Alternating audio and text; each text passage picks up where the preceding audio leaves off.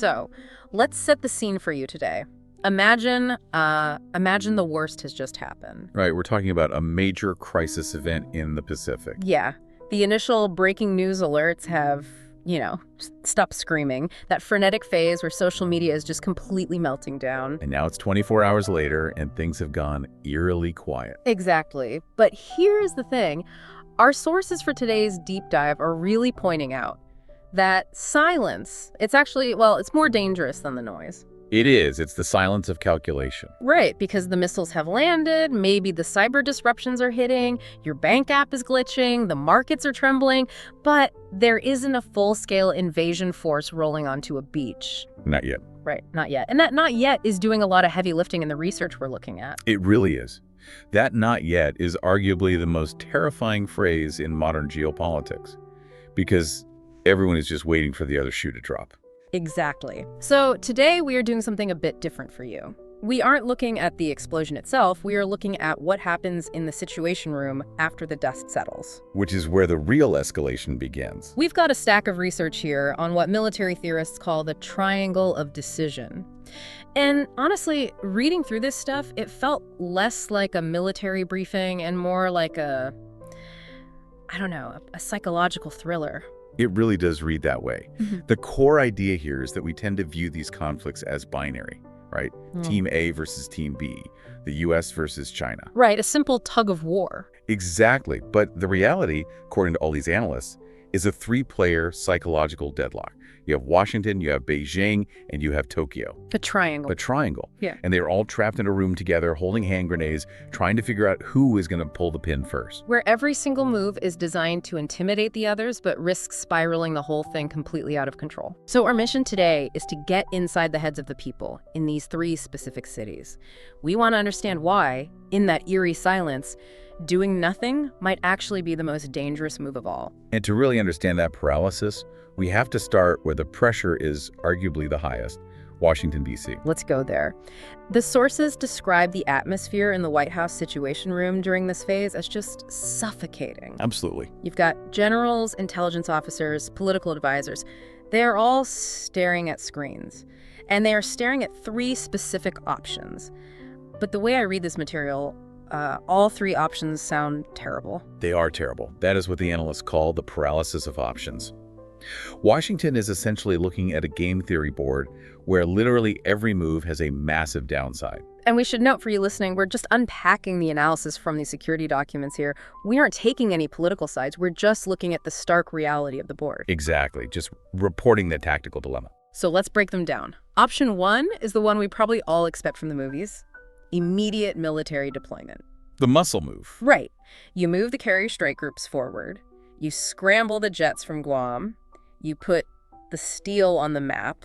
But wait, isn't that the standard playbook?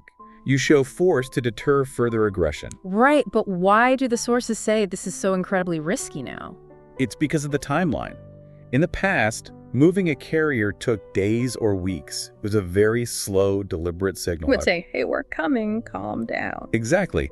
But now, with hypersonic missiles and real-time satellite tracking, moving a massive asset like a carrier into the zone immediately after a strike, it doesn't look like deterrence to the other side anymore. What does it look like? It looks like pre-positioning for an immediate attack. Ah, I see. So you think you are sending a warning, but Beijing sees an invasion force. Right. It triggers the escalation spiral. You force the opponent to shoot at your ships because they think you are about to shoot at them. You basically turn a limited crisis into World War III just by showing up too loudly. Okay, wow. So option one is way too hot. Let's look at option two. The limited response. This is what we usually see on the news, right? Sanctions, cyber countermeasures, freezing assets. I'll try to squeeze them economically. Which sounds a lot safer. It's the responsible choice. But here is the trap the research points out. They call this deterrence erosion. Deterrence erosion. Think about it from the perspective of a regime that has just fired missiles. They have already crossed a massive red line. If your response to that is to freeze some bank accounts or issue a sternly worded condemnation, it looks like you're bringing a tax audit to a knife fight. perfectly put. It signals weakness. It tells the aggressor the Americans don't have the stomach for a real fight, and that might actually encourage them to push even further. So option 1 triggers a war, option 2 invites further invasion. That leaves option 3, which is delay. Right, you wait. You get better intel, you don't do anything drastic until you know exactly what is happening on the ground. And this is the one that really keeps commanders awake at night. Momentum loss. Because speed is everything. In modern warfare, speed is absolutely everything. If you wait 48 hours to decide, the enemy has already dug in. They have established a totally new reality on the ground. You cannot undo it. It's a total nightmare. You're damned if you do, damned if you don't, and damned if you wait. And what really struck me in the notes here is the psychology driving Washington. It isn't just strategy, it's fear. Specifically, the fear of history. Right. No president wants to be the one who started a nuclear exchange, but no president wants to be the one who lost the Pacific because they hesitated in the crucial moment. It is a completely paralyzing vibe in that room. Okay, so Washington is sweating bullets. Now let's fly across the Pacific. Let's look at the second point of the triangle, Beijing. Yes. The sources paint a drastically different picture here. If Washington is reactive and frantic, how is Beijing described in these documents? The key word across all the literature is deliberate. Washington is reacting to a surprise, but Beijing is executing a script they have been rehearsing for 20 years. And here's where I actually had to pause and reread the material, because the objective of the initial strike wasn't necessarily an immediate full-scale invasion. No. The objective was shock. Yes, and this is a nuance that Western audiences often miss. Yeah. We tend to think attack equals invasion, but the source material suggests this initial phase is actually a stress test. A stressed. The initial strike is designed purely to see what the U.S. does. It is essentially a flowchart. Okay, walk me through the flowchart. If Washington hesitates, if they go with option 2 or 3 like we discussed, Beijing counts that as a massive win. They have proven the U.S. is risk-averse. They can now take more territory without a major fight. But what if Washington surges? What if they choose option 1 and send the carriers right in? Then Beijing recalculates. They haven't committed 100% of their forces yet. They can pull back, claim it was a limited offensive operation, and de-escalate. They're basically probing the electric fence to see if the voltage is actually turned on. That sounds incredibly confident. Almost arrogant, honestly. It is confident, but they have their own nightmare scenario to worry about. They are walking a razor-thin tightrope between two very different audiences. The domestic and international audiences, right? Exactly. Domestically, the Chinese leadership has spent years telling their population that their nation is rising, that they are the new superpower, that they will never be bullied again. So if they strike, they must look strong. They can't look like they're backing down. Never. But internationally, they need to show restraint. They want to keep Europe out of the fight entirely. They want to tell the global South, look, we are just defending our sovereignty. The Americans are the aggressors here. That feels like an impossible contradiction. You cannot fire missiles and look like a pacifist at the exact same time. And that is their deepest fear. Beijing's core fear isn't weakness like Washington. It's being cornered. Cornered how? They are terrified of a situation where they push just a little too hard, the U.S. responds massively, and suddenly they have no off-ramp. They are stuck in a total war. They aren't quite ready to win. So, Washington fears looking weak, Beijing fears getting stuck with no exit. Now we get to the third player. The one that I think most people, and honestly most news outlets, kind of glaze over. Yes. But the research calls this city the hinge of the entire crisis, Tokyo. You absolutely cannot understand this scenario without understanding Japan. Geographically and strategically, Tokyo is where the rubber meets the road. I mean, I get the geography part. They're right next door to the conflict zone, but why the hinge? Why does Tokyo matter as much as Washington or Beijing in this specific decision loop? It comes down to real estate, specifically American real estate on Japanese soil. You have Kadena Air Base, Yokosuka Naval Base. These are the absolute hubs of American power in the Pacific. Right, the staging grounds. And here is the operational dilemma that puts the Prime Minister of Japan in an impossible spot. If the U.S. decides to fight, if they pick option 1, they have to fly those jets from bases in Japan. Okay, I see where this is going. The second a U.S. F-35 takes off from Okinawa to drop a bomb on a Chinese ship, Japan is legally and practically a participant in the war. There is no sitting this one out. Wow. China has already stated publicly they will view any base used for an attack as a legitimate target.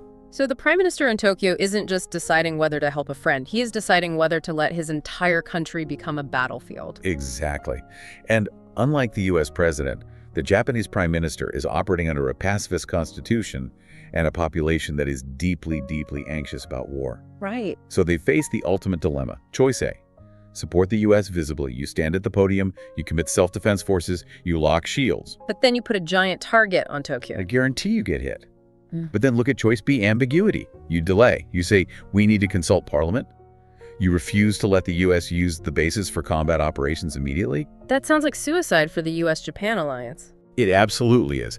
If Tokyo hesitates when the chips are down, the security treaty is effectively dead. Washington will say, if you aren't with us now, do not call us when you need help. So Tokyo is caught between entrapment and abandonment.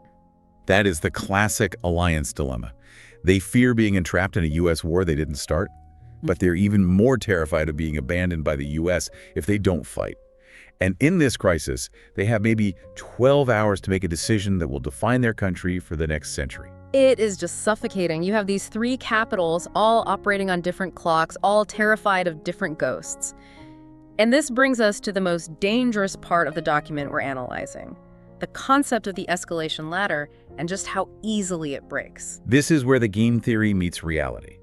The expert insight here is that in a crisis like this, signals are designed to intimidate, not to clarify. Which means they are practically designed to be misread by the other side. Precisely. Let's play this out with a concrete example from the text.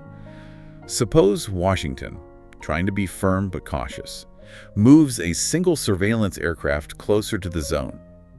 Just one plane. Okay. To the U.S. commander, that is a de-escalatory move. They're thinking, I'm not sending a bomber just to censor.